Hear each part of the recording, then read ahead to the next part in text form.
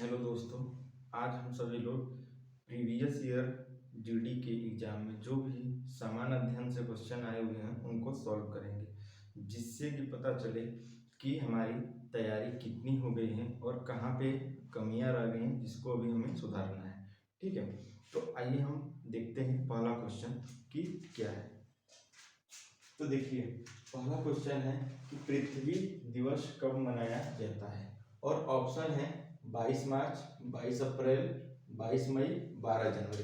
तो बताइए पृथ्वी दिवस कब मनाते हैं। तो पृथ्वी दिवस मनाते हैं हम सभी लोग 22 अप्रैल को। ठीक, तो 22 मार्च को क्या मनाते हैं, तो 22 मार्च को मनाते हैं जल दिवस, और 22 मई को मनाते हैं हम सभी लोग जैव विविधता दिवस यानी बायोडाइवर्सिटी डे, और 12 जनवरी को मनाते हैं स्वामी विवेकानंद के जन्म दिवस के रूप में क्या है, राष्ट्रीय युवा दिवस। आपके पेपर में एक बार क्वेश्चन आया था कि 12 जनवरी को राष्ट्रीय युवा दिवस मनाते हैं किसके जन्म दिवस पे, तो किसके जन्म दिवस पे, स्वामी विवेकानंद के 12 जनवरी। अच्छा ये बताइए 12 जनवरी को राष्ट्रीय युवा दिवस मनाते हैं, तो अंतर्राष्ट्रीय युवा दिवस कब मनाते हैं। ठीक है, कमेंट में बताइएगा आंसर। अब देखिए दूसरा क्वेश्चन क्या है, सत्याग्रह आश्रम की स्थापना किसने किया। ऑप्शन है वल्लभ भाई पटेल, राजेंद्र प्रसाद, महात्मा गांधी और गोपाल कृष्ण गोखले। तो बताइए किसने किया था।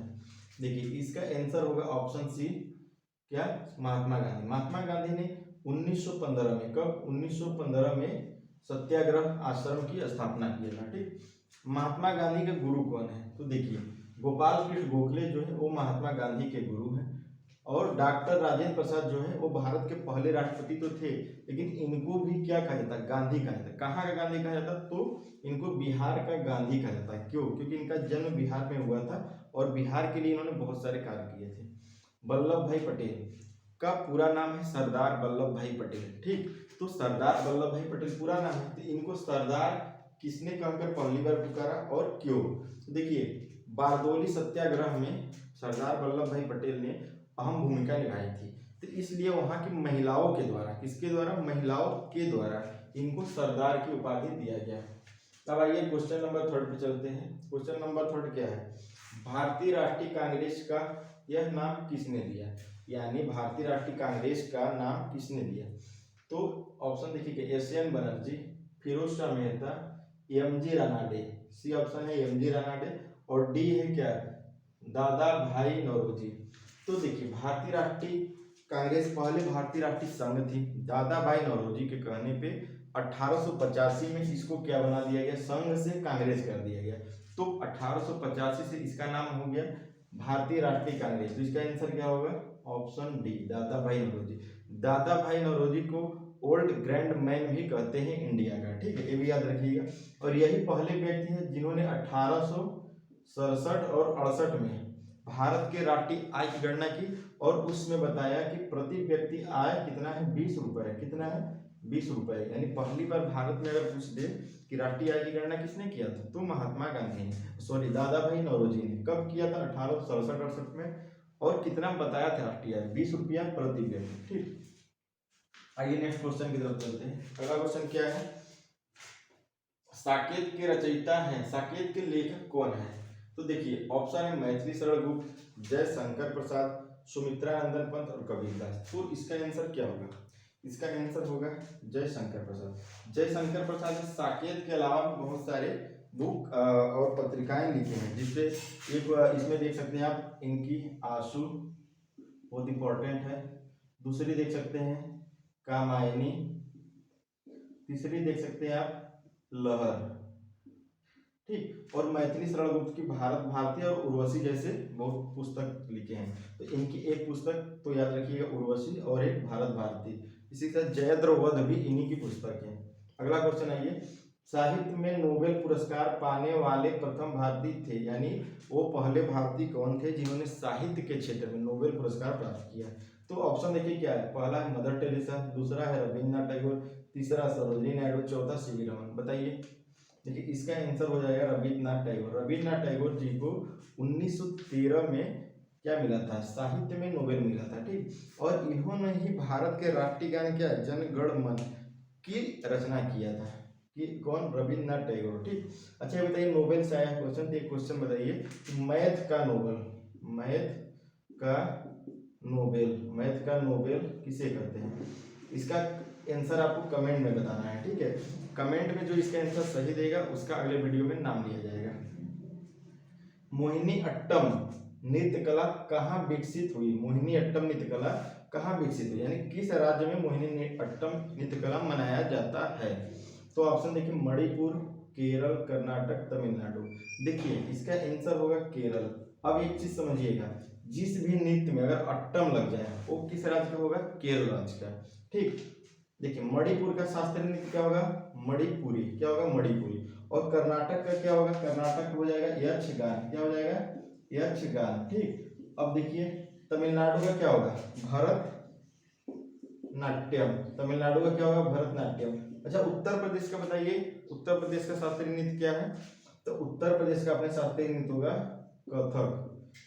क्या होगा? कथक। इसी को कथक भी बोलते हैं, ठीक है, कथक या कथक। ठीक है, देखिए अब अगला क्वेश्चन है ये, जवाहर सुरंग किस राज्य में स्थित है? जवाहर सुरंग किस राज्य में? ऑप्शन देखिए क्या है। Option A Goa, B Jammu और कश्मीर, सी हैदराबाद, डी पंजाब। तो देखिए इसका आंसर होगा जम्मू और कश्मीर। अच्छा बताइए जम्मू कश्मीर अभी क्या है? केंद्र शासित प्रदेश, लेकिन जब पेपर में आया हुआ था तो उस समय क्या था? राज्य। अगर यही क्वेश्चन अब आए तो क्या होगा? अगर ये क्वेश्चन अगर अब आए तो लिखता है या तो केंद्र शासित प्रदेश या राज्य। क्वेश्चन लेता जवाहर सुरंग किस राज्य या केंद्र शासित प्रदेश में स्थित है? तो जम्मू और कश्मीर में। ठीक, क्योंकि अब जम्मू कश्मीर क्या हो गया? केंद्र शासित प्रदेश। अच्छा बताइए हैदराबाद, हैदराबाद को भारत में किस ऑपरेशन के तहत मिलाया गया था? बताइए किस ऑपरेशन के तहत मिलाया गया? ऑपरेशन पोलो। ऑपरेशन पोलो के तहत हैदराबाद को भारत में मिलाया गया था। ठीक, आइए क्वेश्चन नंबर 8 की तरफ चलते हैं। 8वां क्वेश्चन क्या है? एक अश्व शक्ति में कितना वाट होता है, यानी एक अश्व शक्ति जो है इसमें कितना वाट होता है?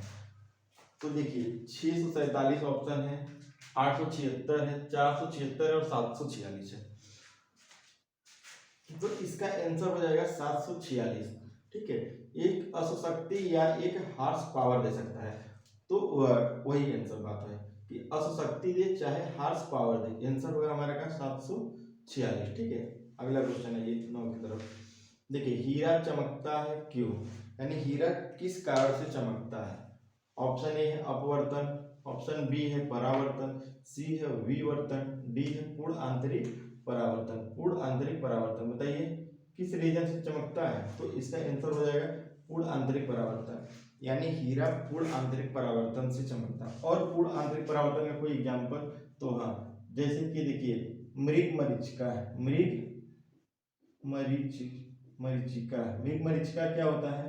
मृग मरीचिका वो होता है कि जैसे रेगिस्तान में मान लीजिए कोई व्यक्ति है और दोपहर के समय में उसको क्या, उसका अगर कहीं पे पेड़ है तो उस पेड़ का छाया जमीन पे बनेगा, तो वह दूर से देखने को उसको क्या लगेगा कि वहां पे तालाब है, यानी उसको भ्रम पैदा करता है। तो वो तालाब की तरह क्यों दिखता है? उसका कारण होता है पूर्ण आंतरिक परावर्तन। ठीक, एक और देख सकते हैं एग्जाम्पल में, जैसे कि गर्मी में क्या होता है, मई जून के महीने में गर्मी में रोड पे जैसे लगेगा कि रोड क्या है, पानी गिरा हुआ है या रोड पे, या फिर रोड पे क्या है, आग जल रहा है लपट की तरह या ज्वलन की तरह। तो वो क्यों होता है ऐसा? वो ऐसा दिखता है पूर्ण आंतरिक परावर्तन से। अगर हम उसके पास जाएंगे तो वो गायब हो जाता है, यानी वो रहता नहीं, वो दिखता नहीं है, लेकिन दूर से दिखता है। तो क्यों? पूर्ण आंतरिक परावर्तन के कारण। ठीक, अब बताइए 1 नैनोमीटर किसके बराबर होता है? यानी 1 नैनोमीटर में किसके बराबर है इस चार ऑप्शन में से? 10⁻⁻10 मीटर, 10⁻⁻6 मीटर, 10⁻⁻7 और 10⁻9 मीटर। बताइए। तो देखिए 10⁻⁻10 मीटर किसके बराबर होता है? एक एंगस्ट्रॉम के बराबर। एक एंगस्ट्रॉम का प्रतीक होता है, ठीक है। और 10⁻⁻6 किसके बराबर होता है? एक माइक्रोन के बराबर। एक माइक्रोन में कितने मीटर होते हैं? 10⁻⁻6। अब देखिए 1 नैनोमीटर में होता है 10⁻⁹ मीटर, लेकिन ऑप्शन में नहीं है, तो क्या है 10⁻⁷ और 10⁻9। तो ये तो ऑप्शन होगा नहीं, डी, क्योंकि प्लस में है। तो देखिए बचा सी हमारा। तो देखिए 1 मीटर में जो होता है 100 सेंटीमीटर, और 100 सेंटीमीटर को हम क्या लिख सकते हैं 10⁻², और अगर इसमें 10⁻⁹ से करेंगे तो कितना आएगा 10⁻⁷ क्या है सेंटीमीटर। तो यही देखिए यहाँ दिया है, तो इसका आंसर क्या होगा 10⁻⁷ सेंटीमीटर में है। अगर ये मीटर में रहता है तो 10 टू पावर क्या होता है -9 मीटर होता है, यानी 1 नैनोमीटर 10⁻⁷ सेंटीमीटर या 10⁻⁹ मीटर। ठीक, तो इसका आंसर क्या हो जाएगा, आंसर ऑप्शन सी होगा। अब देखिए अगला क्वेश्चन क्या है, अगला क्वेश्चन है ज्योति तीव्रता का मात्रक क्या होता है, ज्योति तीव्रता का। तो देखिए एक है केल्विन, दूसरा है किलोग्राम, तीसरा है मोल, चौथा है कैंडिला। तो बताइए क्या होगा, तो इसका आंसर देखिए क्या होगा। केल्विन किसका मात्रक है, केल्विन जो मात्रक है वो है ताप का, किसका है ताप का। ठीक, और किलोग्राम किसका मात्रक है, किलोग्राम मात्रक है किसका द्रव्यमान का, किसका है द्रव्यमान का। और मोल किसका है, मोल मात्रक है पदार्थ की मात्रा का, किसका है पदार्थ की मात्रा का। और ज्योति तीव्रता का मात्रा क्या होगा कैंडिला। तो ऑप्शन डी सही हो जाएगा, ज्योति तीव्रता की मात्रा क्या होगा कैंडिला। अब देखिए क्वेश्चन 12, क्वेश्चन नंबर 12 क्या है, विद्युत प्रतिरोध का मात्रक होता है, यानी विद्युत प्रतिरोध का मात्रक पूछ रहा है आपसे कि विद्युत जो प्रतिरोध है इसका मात्रक क्या होता है। ठीक है, तो बताइए क्या होता है इसका मात्रक। देखिए ऑप्शन देख लीजिए पहले, ऑप्शन ए है कूलम, बी है डेसिबल, सी है वाट और डी है क्या ओम। तो इसका मात्रक होता है क्या, ऑप्शन डी सही होगा ओम। क्या हो जाएगा, ऑप्शन डी सही हो जाएगा ओम। ठीक, कूलम किसका मात्रक होता है आवेश का, और डेसिबल किसका होता है ध्वनि का, और वाट होता है किसका शक्ति का। ठीक है, वाट शक्ति का। अगला क्वेश्चन देखिए, सापेक्षता का सिद्धांत किसने